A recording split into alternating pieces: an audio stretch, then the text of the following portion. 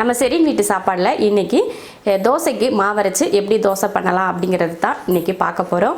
அதுக்கு எந்த அளவு போட்டால் தோசை நல்லா வரும் அப்படிங்கிறத பார்ப்போம். அதே மாதிரி இது வந்து தோசை மட்டும்தான் வரும், தோசை அப்புறம் பணியாரம் ரெண்டு மட்டும்தான் வரும்.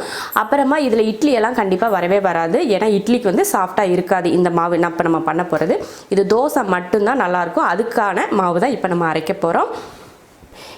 இந்த 2 டம்ளரில் பச்சரிசி எடுத்திருக்கேன். நீங்கள் ஏதாவது வீட்டில் பச்சரிசி எந்த பச்சரிசி வச்சுருந்தாலும் பரவாயில்ல, என்ன பிராண்டில் இருந்தாலும் பரவாயில்ல, பச்சரிசி எடுத்துக்கோங்க. நான் வந்து 2 டம்ளர் பச்சரிசி எடுத்திருக்கேன். அதை ஒரு பாத்திரத்துக்கு போட்டுக்கலாம். 2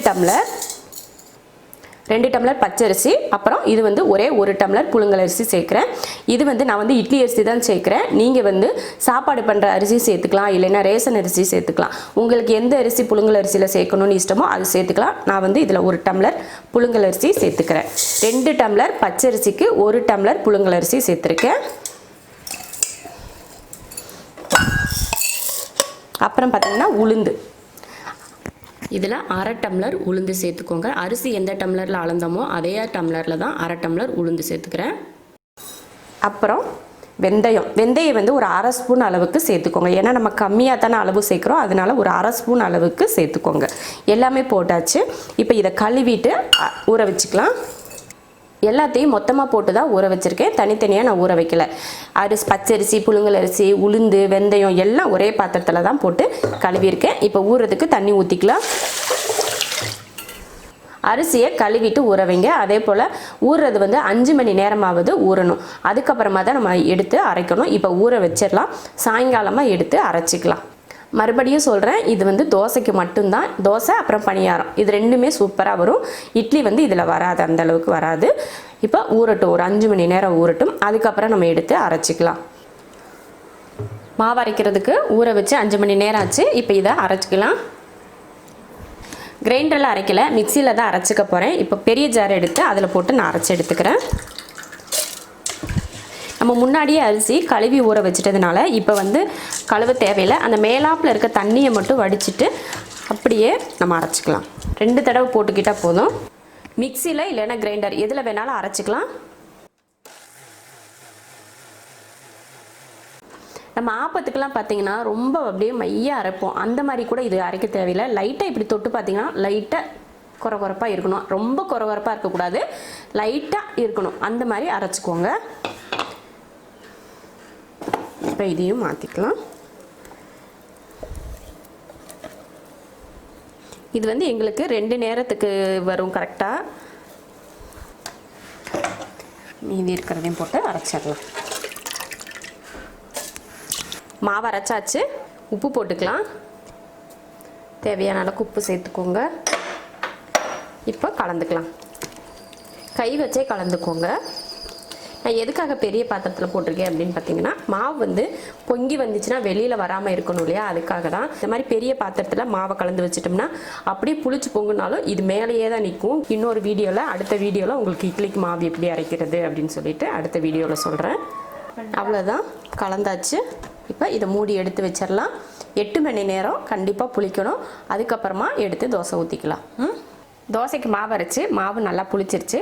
தோசைக்கு தொட்டுக்கிறதுக்கு வந்து சட்னி அரைக்கிறதுக்கு தேங்காய், பொட்டுக்கடலையெல்லாம் எடுத்திருக்கேன். ரொம்ப சிம்பிளான சட்னி, அது ஒரே சட்னி தான் நம்ம பண்ண போகிறோம். இப்போது தோசை மாவு எப்படி இருக்குது அப்படிங்கிறத பார்க்கலாமா? பாருங்கள், மாவு அரைச்சி மாவு எவ்வளோ சூப்பராக பொங்கி வந்திருக்குன்னு. நல்லா புளிச்சிருக்கு மாவு. இப்போ இதை கலந்து விட்டுக்கலாம். கொஞ்சம் மாவு தான், நல்லா புளிச்சு பொங்கி வந்திருக்கு. மாவு ரொம்ப கெட்டியாக இருந்தால் மட்டும் கொஞ்சம் தண்ணி கலந்துக்கோங்க, இல்லை சரியான அளவு இருந்துச்சுன்னா நீங்கள் தண்ணி கலக்க தேவையில்லை. இப்போ சட்னி அரைச்சிட்டு நம்ம தோசை ஊற்றி, சட்னிக்கு 1/2 முடி தேங்காய் துருவி எடுத்திருக்கேன். நம்ம டீ குடிப்போம் இல்லையா, அந்த டம்ளரில் ஒரு 1/2 டம்ளர் அளவுக்கு பொட்டுக்கடலை சேர்த்துருக்கேன். ஒரு 6-7 பூண்டு பல் சேர்த்துக்கோங்க இதுலேயவும். அப்புறம் காரத்துக்கு வரமிளகாய் ஒரு 4 மிளகாய் நான் சேர்த்துக்கிறேன். அவ்வளோதான், இதில் வேறு எதுவுமே நம்ம சேர்த்துக்க தேவையில்லை. இது மட்டுமே நம்ம இப்போ அரைச்சிடலாம். இந்த சட்னிக்கு கொஞ்சம் பொட்டுக்கல்ல அதிகமாகவே சேர்த்துக்கணும், அப்போ வந்து டேஸ்ட் நல்லாயிருக்கும். இந்த வரமிளகாயெல்லாம் போடுறோம் இல்லையா, அதனால் பொட்டுக்கல்ல அதிகமாக சேர்த்துக்கோங்க, நல்லாயிருக்கும். நம்ம நார்மலாக தேங்காய் சட்னி செய்கிறோம் இல்லையா, அதுக்கு தான் கொஞ்சம் 1 ஸ்பூன் இல்லைன்னா 2 ஸ்பூன் அளவுக்கு தான் பொட்டுக்கடலை சேர்க்கணும். இந்த மாதிரி சட்னி பண்ணுறதுக்கு பொட்டுக்கல்ல கொஞ்சம் அதிகமாகவே சேர்த்துக்கலாம். இதில் கருவேப்பிலை, மல்லித்தலை எதுவும் சேர்க்க வேணாம். உப்பு தேவையான அளவுக்கு. இப்போ இதை தண்ணி ஊற்றி அரைச்சிக்கலாம். சட்னி அரைச்சாச்சு. இதை வேறு பாத்திரத்துக்கு மாற்றிக்கலாம். இப்போ சட்னிக்கு தேவையான தண்ணி சேர்த்துக்கலாம். சட்னியில் தண்ணி சேர்க்குறது வந்து உங்கள் விருப்பம்.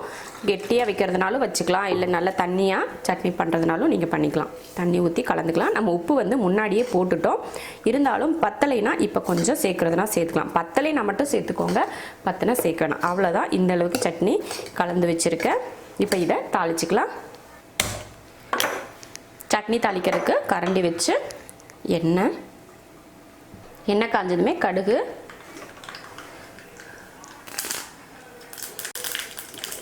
கருவேப்பிலை இதை எடுத்து இப்போ இதில் சட்னியில் ஊற்றிக்கலாம்.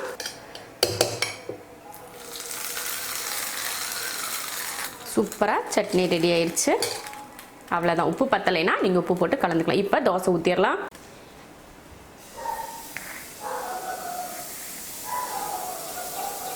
தோசை ஊற்றிட்டு எண்ணெயோ இல்லை நெய்யோ ஏதோ உங்களுக்கு என்ன விருப்பமோ அதை ஊற்றிக்கோங்க. ஊற்றிட்டு மூடி வச்சுக்கலாம். நான் வந்து மூடி வச்சுக்கிறேன். நீங்கள் திருப்பி போடுற மாதிரி இருந்தால் மூடி வைக்க தேவையில்லை.